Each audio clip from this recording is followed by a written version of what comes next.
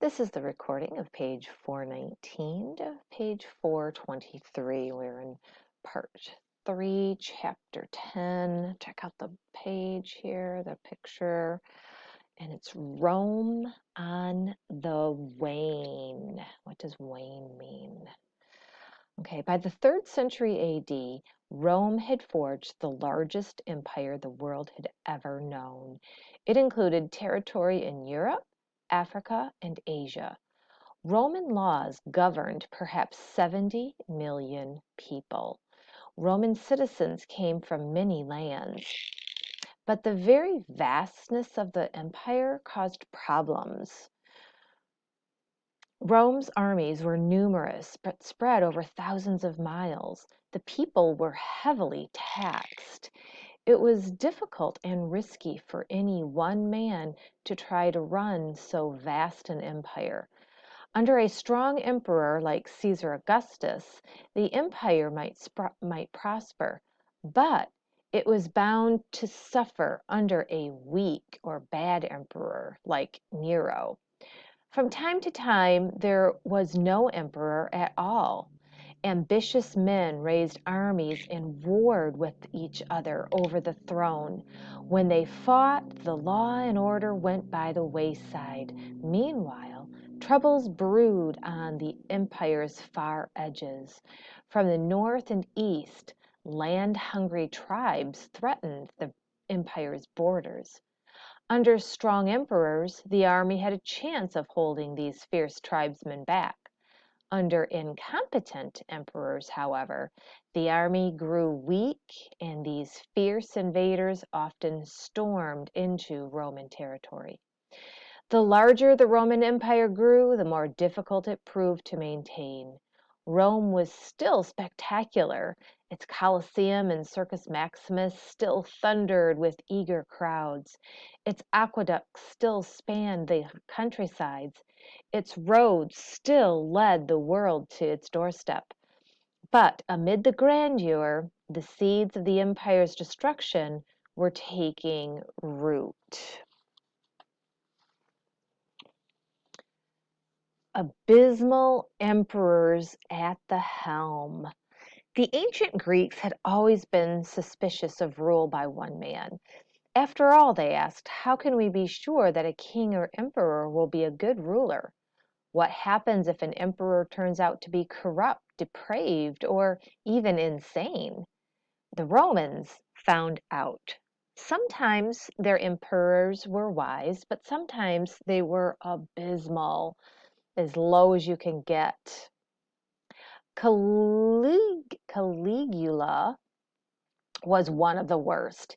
He was born with the name Gaius Caesar Augustus Germanicus, but as a child he wore many military boots, so his father's soldiers called him Caligula, Little Boot. He became emperor in AD 37, and at first the people liked him, but soon it became apparent that the emperor was not entirely sane. Caligula wasted huge sums of money indulging his bizarre tastes and sense of humor. Once, he had hundreds of boats tied together to make a temporary floating bridge so he could ride horseback across the Bay of Naples. He announced that he had become several gods at once and even ordered that a statue of himself be placed in the Temple of Jerusalem, which caused riots among the Jews there. He also declared that he defeated the god Neptune and ordered Roman soldiers to march up and down the beach collecting seashells as spoils of war. For his horse Incitatus, Caligula built a marble stall with an ivory manger. The horse wore purple blankets. Purple was the color of Roman emperors, and a collar of gems. Caligula ordered silence in the entire neighborhood so Incitius wouldn't be disturbed. The emperor was once overheard at a banquet telling his horse, whom he had invited to the feast, that he would make him consul. Caligula ordered the murder of so many people that eventually his own soldiers got fed up. In AD 41, they assassinated the emperor. You've already heard of Nero, the emperor who, according to legend, strummed his lyre as Rome burned. Fortunately, after Nero, a period of turmoil, Rome enjoyed 5 good emperors. The most famous was a thoughtful statesman named Marcus Aurelius. But in AD 180, a terrible ruler named Commodus came to the throne. Commodus spent most of his reign seeking pleasure and trying to win glory for himself. He took to dressing like the mythical hero Hercules, wearing lion skins and carrying a club. He also announced that he was the new Romulus and that Rome was now to be called Commodiana. He renamed the Roman legions Commodiana. The, the Senate became the Commodian Fortunate Senate.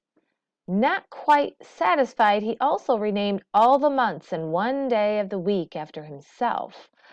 Commodius liked to pretend he was a gladiator and fight in public. This disgusted many Romans, but they had to cheer him on. He dressed in a purple robe and a cape with gold fringes, and on his head he wore a crown of gold set with jewels. As he entered the arena, the senators had to shout, "You are Lord, you are first, you will be victor." Commodus had, and that'll go on to the next page. Let's see what he said here. Commodus had no trouble winning all of his fights. The gladiators were under orders to let him win. Rome was now facing serious problems, and Commodus did little to solve them.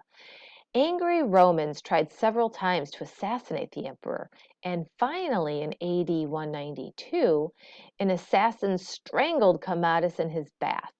Then the generals set about fighting for power. The Pax Romana was coming to an end. Let's go back here and see what Marcus Aurelius had to say. While Rome's emperors ranged from abysmal to excellent, from AD 98 to 180, Rome did enjoy 5 gifted rulers who worked hard on governing and protecting the empire. One of them, Marcus Aurelius, ruled Rome from AD 161 to 180. He came to power when the empire was beginning to face difficult problems, such as plague and invading tribes along the Danube River. Maybe these hard times inspired Marcus Aurelius to think about some of life's hardest questions.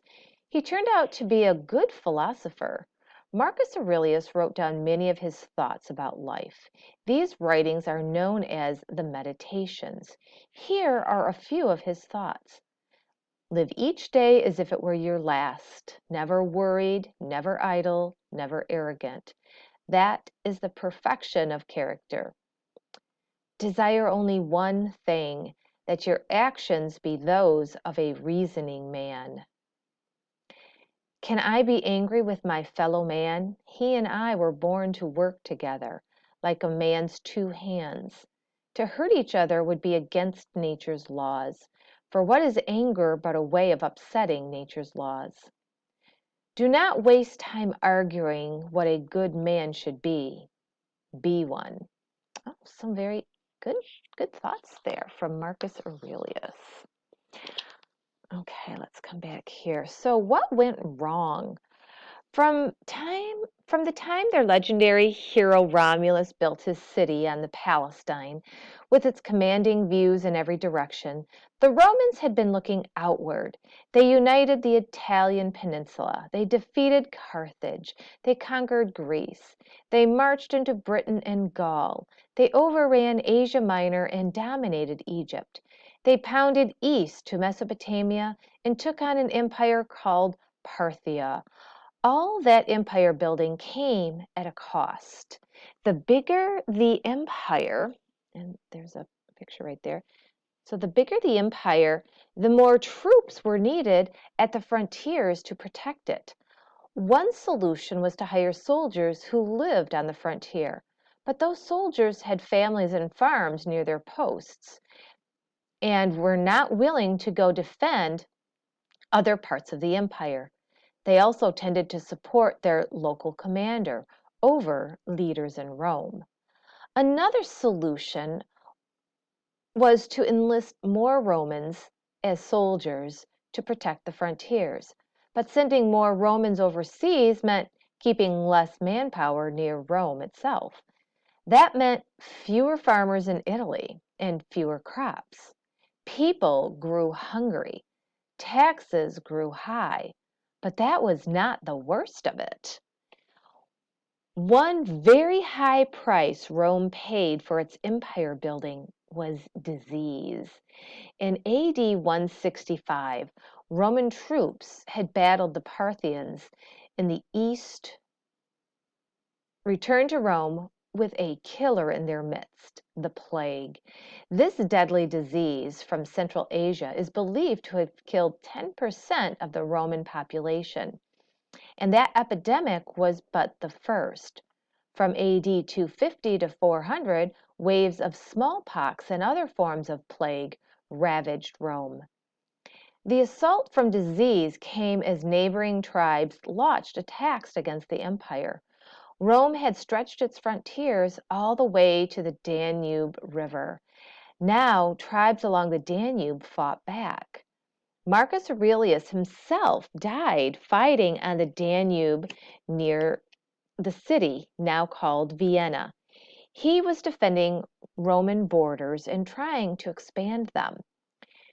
Germanic tribes on the Danube were not the only ones attacking Rome. Parthians waged war in the east, and North Africans pressed from the south. Could an empire this large last? If so, how should it be governed? Diocletian divides the empire. Diocletian, one of the emperors who persecuted Christians, realized that the Roman Empire had grown too large for even a good emperor to run smoothly. He tried to solve the problem by splitting the empire into two sections, Eastern and Western.